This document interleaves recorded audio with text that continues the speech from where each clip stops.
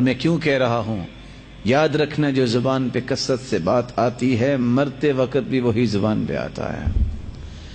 وفی القصص عبر، قصوں میں بڑی عبرتیں ہوتی ہیں۔ اتفاق سے ریاض شہر میں ٹیکسی ڈرائیور تھا، ٹیکسی چلا رہا اور کیا کہہ رہے؟ اللہم صلی علی محمد وعلی آل محمد۔ بڑی خوشی کی بات ہے، ٹیکسی چلانے والا بھی درود پڑھے، کتنا سعادت مند ہے، کتنا خوش نصیب ہے۔ بھائی آپ درود کیوں پڑھتے ہیں؟ کہا بھائی کراچی میں رہتا تھا، میں کراچی کا رہنے والا ہوں، تو میرا ایک بھائی ہوتا تھا وہ فوت ہو گیا۔ اچھا، انا للہ و انا الیہ راجعون، کیسے فوت ہوا؟ کہا وہ لوڈنگ کا کام کرتا تھا، وہ ٹرک پہ سامان رکھتے ہیں نا، تو ایک چین بن جاتی ہے، وہ کہتا ہے 1 2 3، وہ بوری آگے چلتی جاتی۔ کہتے اچانک سے ایک بوری میرے بھائی کے اوپر گری اور وہ فوت ہو گیا۔ جب وہ آخری سانسوں میں تھا تو اس کے ہونٹ حرکت کر رہے تھے، تو میں نے جلدی سے کان ساتھ لگایا کہ کیا کہنا چاہتا ہے۔ وہ کیا کہہ رہا تھا؟ 1 2 1 2۔ مجھے سمجھ آ گئی کہ موت کے وقت وہی چیز انسان کی زبان پہ جاری ہوتی ہے جو ہمیشہ بولتا ہے۔ میں نے اس دن کے بعد درود پڑھنا شروع کر دیا ہے کہ موت اگر آئے تو میری زبان پہ درود جاری ہو۔ اور یاد رکھنا جس چیز کی محبت انسان کے دل میں ہوتی ہے اللہ تعالیٰ اس محبت کا اظہار موت کے وقت کرواتے ہیں۔ امام ابو زرع رازی رحمت اللہ علیہ کتنے بڑے محدث، 7 لاکھ حدیثوں کے حافظ۔ کسی نے پوچھا آپ نے حدیث پڑھنے کے لیے کتنا سفر کیا؟ آج ہم تو سیڑھیاں سن کے کہتے ہیں نا علامہ بن گئے، یوٹیوب پہ بیٹھ کے اور ادھر ادھر کی باتیں سن کے کہے کہ مولوی بن گئے ہم، اور اینکرز جن کو نماز کا ترجمہ نہیں آتا ان کی باتیں سن کے کہتے ہیں بس میں بھی بہت بڑا عالم بن گیا ہوں۔ کچھ 4 دن دائیں بائیں گھوم گھما کے کہتے ہیں کہ اب یہ بھی گفتگو کر سکتا ہے، دین کے بارے میں اس کو بھی فتویٰ دینا آ گیا ہے۔ دین اس کو کہتے ہیں جس نے تلقی اور مشافہ کیا ہے، استاد کے سامنے بیٹھ کے پڑھا ہے۔ پوچھا کتنا سفر کیا؟ کہا 30,000 میل میں نے پیدل سفر کیا ہے۔ پوچھنے والے نے پوچھا بس؟ مسکرا کے کہتی ہیں ثم ترکت العد، پھر اس کے بعد میں نے گننا چھوڑ دیا۔ 7 لاکھ حدیثوں کا حافظ۔ جب آخری سانسوں میں پہنچے ابو حاتم الرازی وہ بھی محدث، منذر بن شعزان وہ بھی محدث، ابن وارع وہ بھی محدث، تینوں محدث پاس ہیں۔ کہنے لگے اب اس کی آخری سانس ہے تو حدیث کہتی ہے لقنوا موتاکم بلا الہ الا اللہ، جو قریب المرگ ہو اس کو کلمے کی تلقین کرنی چاہیے، وہ کلمہ پڑھے، کیونکہ من کان آخر کلامہ لا الہ الا اللہ دخل الجنہ، جس کی زبان پہ کلمہ جاری ہو جائے جب موت آتی ہے وہ جنت میں جائے گا۔ اب تینوں سوچ رہے ہیں اتنے بڑے محدث کو کیسے ہم کہیں، ہمت نہیں بن رہی۔ تینوں نے مشورہ کیا کہ ایسا کرتے ہیں کہ جس حدیث میں یہ لفظ ہے نا من کان آخر کلامہ لا الہ الا اللہ دخل الجنہ، یہ حدیث اس محدث کے سامنے پڑھتے ہیں ان کو یاد آ جائے گا۔ ایک نے شروع کیا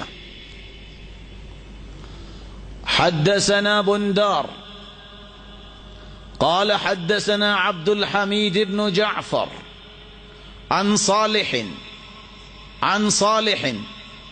جان بوجھ کے رک گئے کہ آج آگے مجھے سند نہیں آتی۔ دوسرا کہتا رکو میں پڑھتا ہوں۔ حدثنا بندار قال حدثنا عبد الحمید بن جعفر عن صالح بن ابی، وہ بھی رک گئے، انہوں نے ایک لفظ کا اضافہ کیا، محسوس کروایا کہ سند نہیں آتی۔ امام ابو زرع رازی رحمت اللہ علیہ نے آنکھیں کھولی، کہتے اجلسونی، مجھے بٹھاؤ، اجلسونی، مجھے بٹھاؤ۔ ان کو بٹھایا، کہتے رکو میں تمہیں سند پڑھ کے سناتا ہوں۔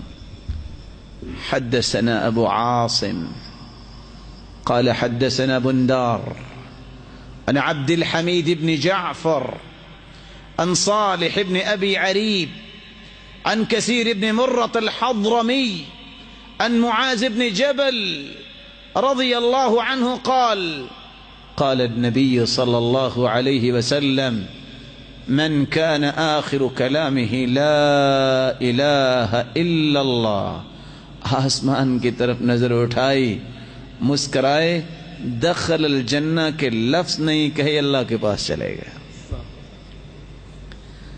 یہ کیوں مسکرائے؟ اور آسیہ علیہ الصلاۃ والسلام کیوں مسکرائی؟ نیزہ مارا گیا.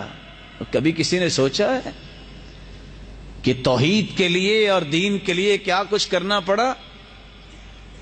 ایک پاؤں کے ساتھ رسی باندھ کے سرکش اونٹ کی ٹانگ کے ساتھ باندھ دی اور ایک مخالف سمت میں کھڑا کر دیا اور دونوں اونٹوں کو دوڑا دیا، دو ٹکڑے کر دیا گیا. اور جب نیزہ مارا گیا آسیہ علیہ الصلوۃ والسلام کو، وہ مسکرا رہی تھی اور ان کی جان نکل گئی. ابن کثیر لکھتے ہیں کیونکہ اس نے دعا کی تھی، رب ابن لی عندک بیتا فی الجنہ ونجنی من فرعون وعملہ ونجنی من القوم الظالمین. یا اللہ مجھے اپنے پاس بلا.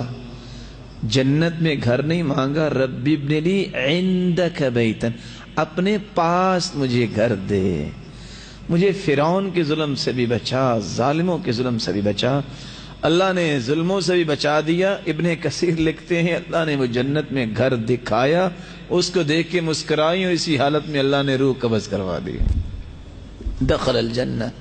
ابو ذر رازی رحمت اللہ علیہ نے دخل الجنہ نہیں کہا، مسکرائے کیوں؟ اللہ نے ان کو جنت دکھائی ہوگی جس کے بعد اس کی جان قبض کر لی، بولنے کی ضرورت نہیں رہی. بات آئی ابو ذر رازی کی تو ایک بات کہہ دوں. مورخین لکھتے ہیں کہ جب فوت ہو گئے ساتھیوں کو خواب آئی کہ ابو ذر رازی فرشتوں کو نماز پڑھا رہے ہیں. پوچھا فرشتوں کی امامت کروا رہے ہو کس عمل کی وجہ سے؟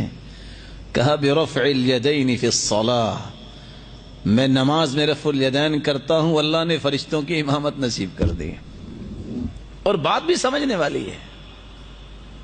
رفع الیدین، ہارے ہوئے جرنیل کی طرح جب انسان ہاتھ اٹھا لیتا ہے اللہ رحمت نازل کر دیتا ہے.